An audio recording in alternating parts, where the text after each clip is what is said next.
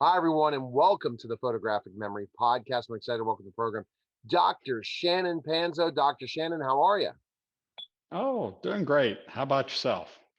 Hey, I'm doing fantastic. It's always great. We're getting close to March now. Spring is almost here, and I'm excited about our topic again. Dr. Shannon is a brain management expert. He's also a photographic memory expert as well as uh, eidetic memory expert. And lastly, does mentoring. So you guys can check him out at zuckspro.com. And he provides such great value. And last week, you surprised me when we had the conversation regarding reading. I was blown away to know there's another way to read, to understand material and understand it than the way we were taught in school. Oh, well, that's the frustrating part for most people. Most people find that whenever they hear about this for the first time, they smack themselves on the forehead and they go, "Why have I not been using this all along?" Because it's been there for them all along. And that's the whole thing. That's when people really start to understand that yes, there is a bit of a problem out there, and yes, you can actually get more out of information than you can with reading. Um, whenever we whenever we're born with the eidetic memory, and the eidetic memory is on all sensory levels. This then gets translated into the photographic memory. That's what we then call it. The photographic memory is then something that since we were born with it, we keep it throughout our entire life. Now, big question is, are you using it? Probably not. Most people leave it behind because they're taught how to read. And in order to learn how to read, most people find that they are taught 180 degrees away from their natural talents that they learn so well with. And this is why again it's so frustrating for people because they could be doing a lot better, but they're not. And that's the mental photography. Mental photography uses the photographic memory to take in starting at 25 to 50,000 words per minute, while reading only gives you usually around 250 words per minute, while reading gives you very little actual comprehension, which is around 5% after 48 hours.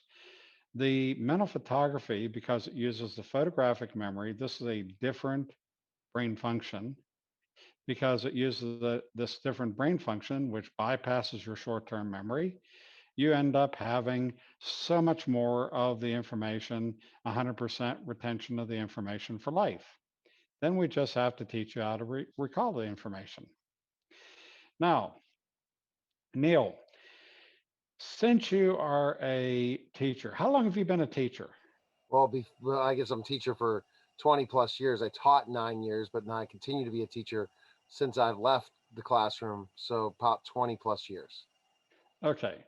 Now, as a teacher, how did the establishment tell you to how did the establishment tell you to teach children or people how to study? Well, the process of studying is a lot of memorization techniques, going over things, reading many times. There's a study method I taught, which takes a lot of time for high level students. And you have to review the information over and over and over again, maybe 4 to 5 times to really memorize it, to really understand it and know it and live it, and then memorize it and check it off till it completely gets memorized to the point where you can regurgitate all the information for a big exam. Well, whether you be in grade school or high school or college, how much time for every hour that they were spending in class with you, if they really wanted to be a top student like this, how many hours in excess of that first hour would they have to spend to really get good with the information? Well, it just goes back to the guess the older they get, but once they get into high school, they're going to have to spend at least 20 hours a week studying, to 25 to be a top-notch student.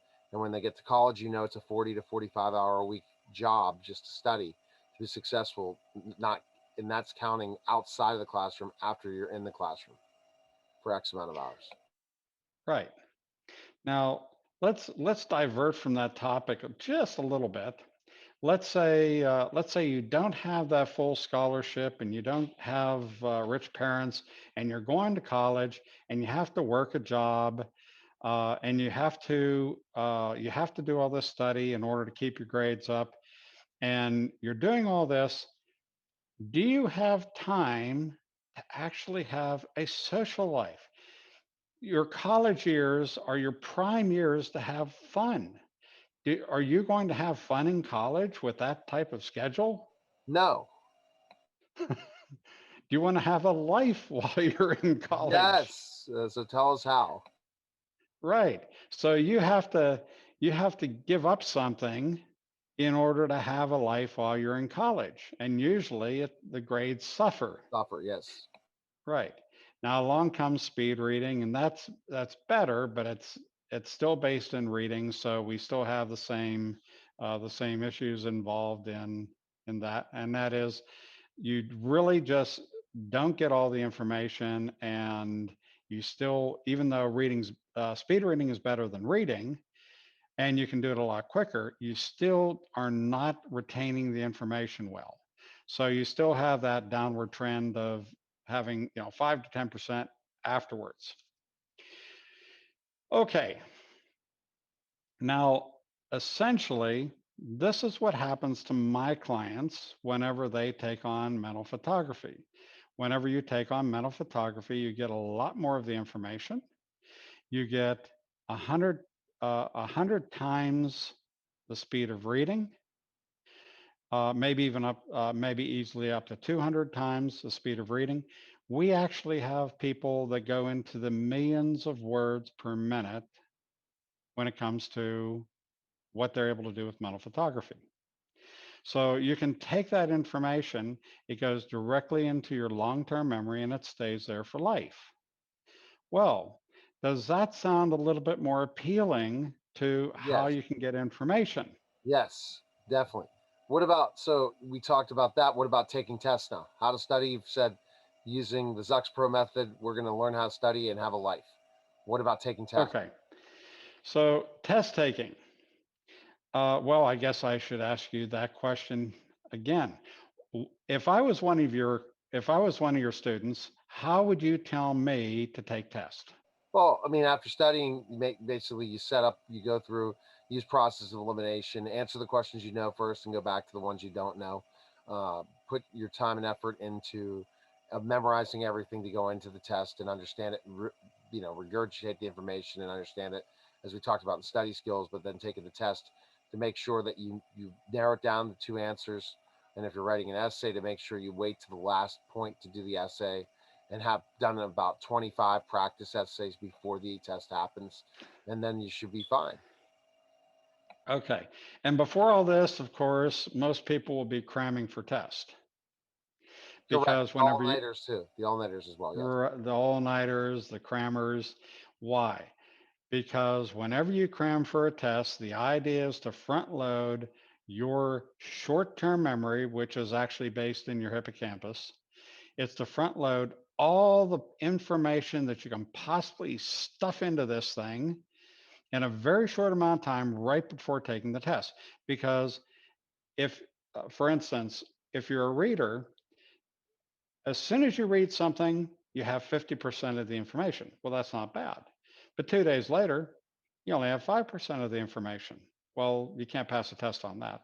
So by cramming for test, this enables people under very stressful circumstances to go in there and hopefully pass the test. And that's what cramming is. Unfortunately, cramming does not retain that information. It does flush the information just the same as if you were reading the information. So cramming isn't the best thing to do. So let's take a look at how to do things the mental photography way. Now, some of the things that you said there still do hold water, and that is the strategy of taking the test.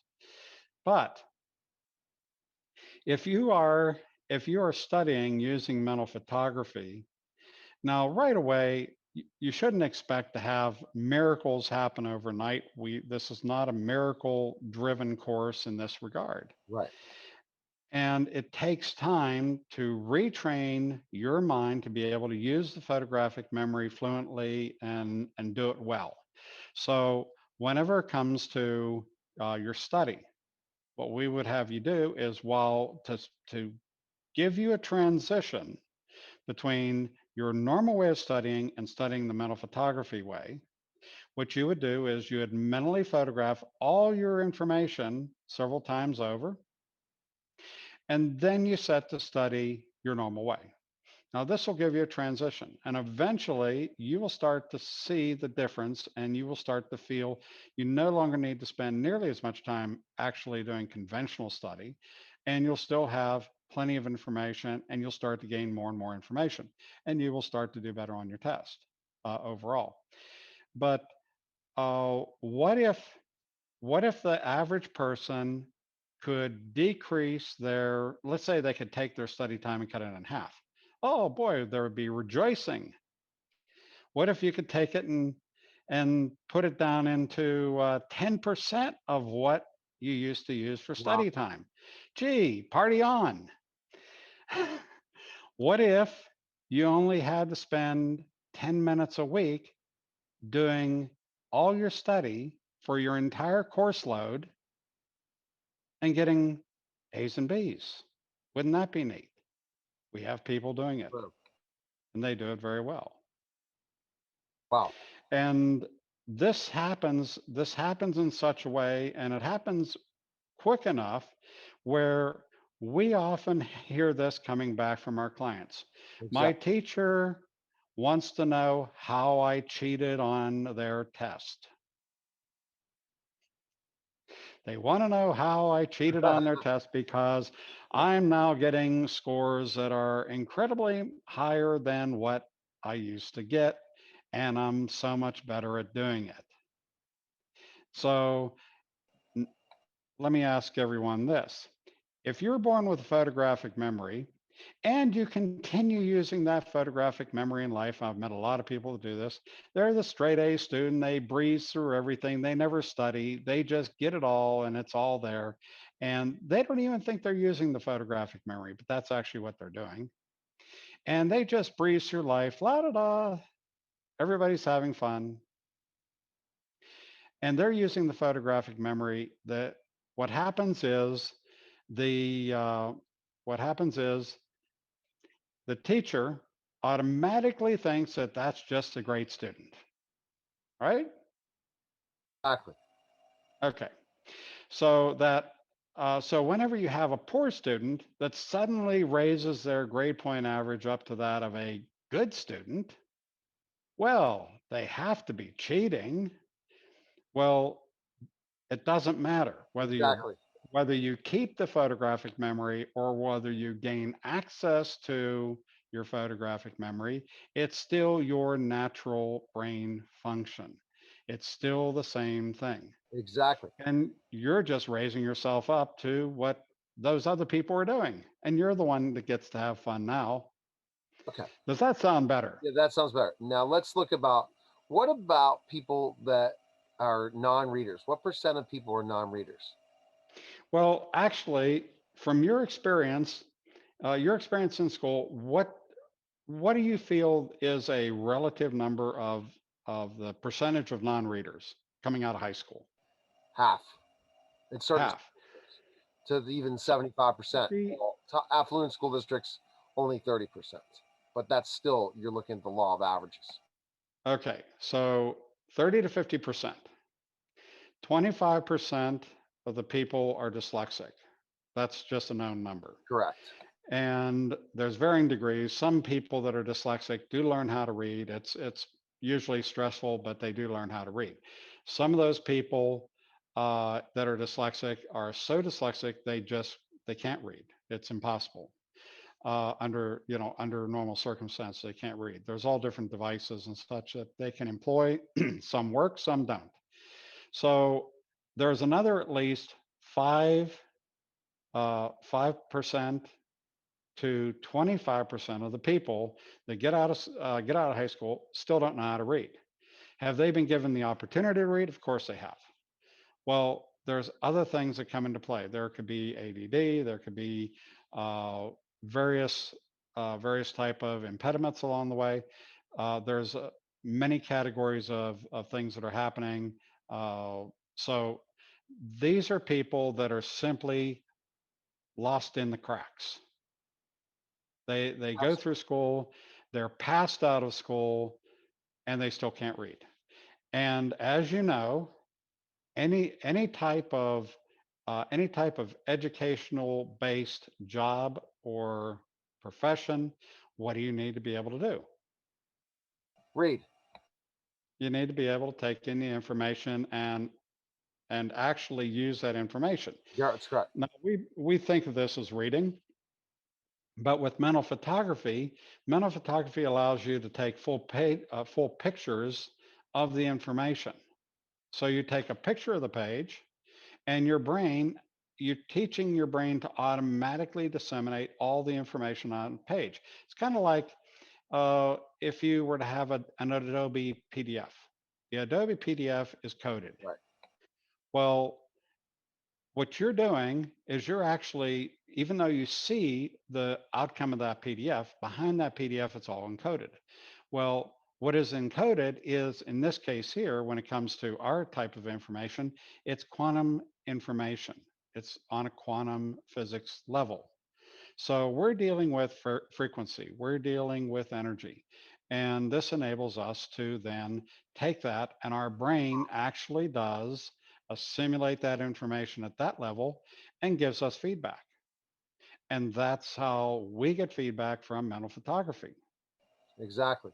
Okay, so we're hitting it again.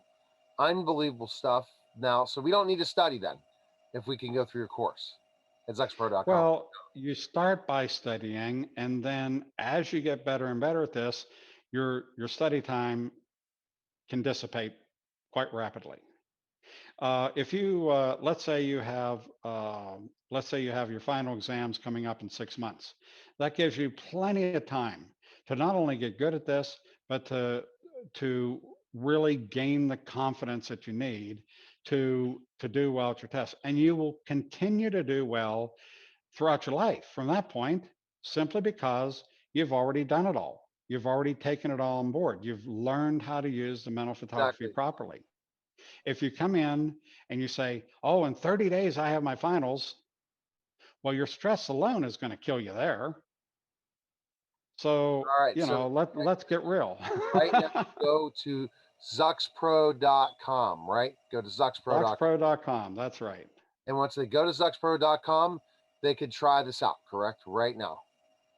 Well, you have to, you have to actually dip your toe into the water. You actually have to purchase it in order to get it. Yeah, But you can try the first module for free. If you go there, you can pick up the first module of the training for free, which is Einstein's distraction index. Hey, that's a good deal. You get to learn how to concentrate the right way. that's perfect. Next topic for next week is going to be how to learn how to concentrate. How Zucks Pro teaches you how to concentrate. Well, That's one I a lot of people mess. I have another idea for the topic, and Oh, we'll okay. consider that.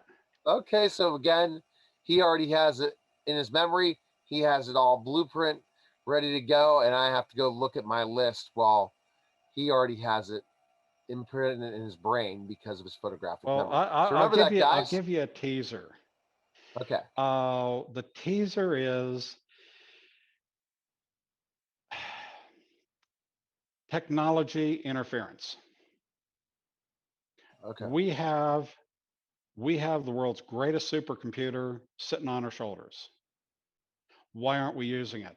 We're becoming too reliant upon technology. Okay. Perfect. I like that topic. I do too. Too reliant on technology. I don't because I love technology. So it sounds good. Okay, zuckspro.com for more information. And then again, next week, another great episode of the Photographic Memory Podcast. I appreciate it, Dr. Shannon. We'll talk soon. Thanks.